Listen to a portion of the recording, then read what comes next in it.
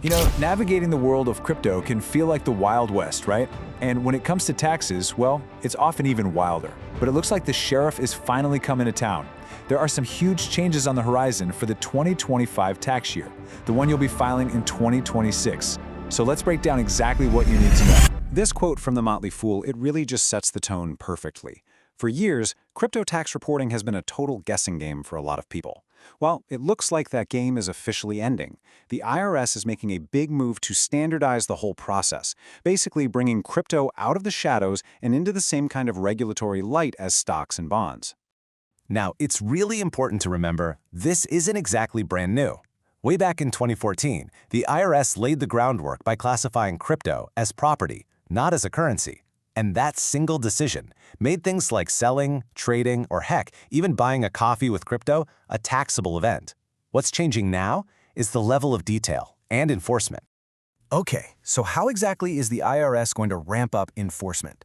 Well, the first major shift is all about reporting. And let me tell you, if you've ever sold stocks, this new system is going to look incredibly familiar. Everyone, meet the new form on the block, the 1099-DA. Starting with the 2025 tax year, crypto brokers are going to have to issue this form to you and to the IRS. Just think of it like this. It's basically the crypto version of the 1099-B you get from your stockbroker. It's designed to make sure how your trades, your sales, and your cost bases are all recorded in the exact same way. And this is where things get really interesting.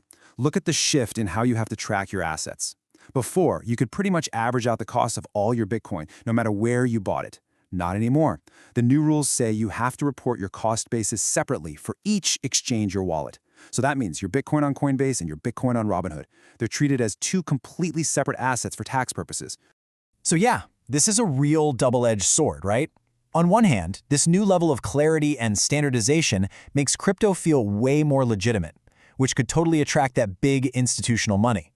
But on the other hand, it for sure adds a whole new layer of paperwork and complexity for the average person just trying to trade some crypto. But here's the thing. While the IRS is closing some doors, they've kind of left another one wide open. Let's talk about a pretty famous tax loophole that crypto traders are still using, well, at least for now. So first, let's get on the same page about the wash sale rule. In the stock market world, this rule is a really big deal. It stops you from selling a stock at a loss, claiming a nice tax deduction, and then immediately buying it right back. You have to wait more than 30 days to repurchase it if you want that loss to actually count on your taxes. And the whole reason this loophole even exists, it comes down to one simple word: property. Because the IRS classifies crypto as property, not a security, the wash sale rule, well, it just doesn't apply.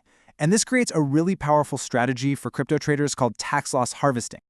Let me show you how it works in practice. So let's say you've got $10,000 in capital gains, but you also hold a crypto asset that's currently down about $6,000. You can sell it, lock in that $6,000 loss, and then, and this is the key part, buy it right back, like instantly, no waiting period. That $6,000 loss can then directly offset your taxable gains, all without you ever giving up your position in that crypto. All right, let's move on to what might be the most contentious, most debated topic of them all: staking.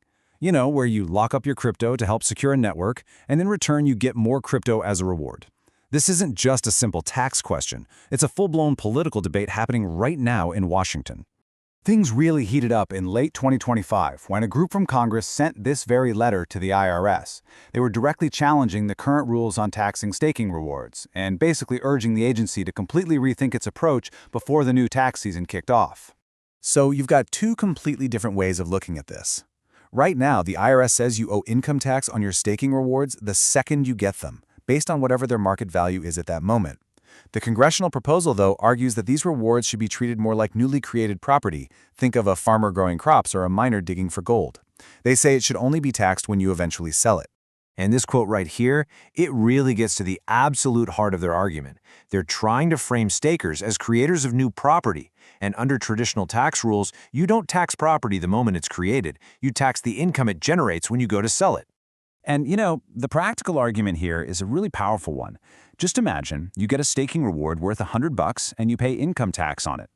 But then what happens if the token's price crashes down to $10 before you ever get a chance to sell? You've paid tax on value that just, poof, evaporated. The letter argues this system is a total administrative nightmare and that it discourages people from even participating in securing these networks. All right, I know. That was a lot to take in, so let's boil it all down. What are the key things you need to walk away with as we head towards these big changes?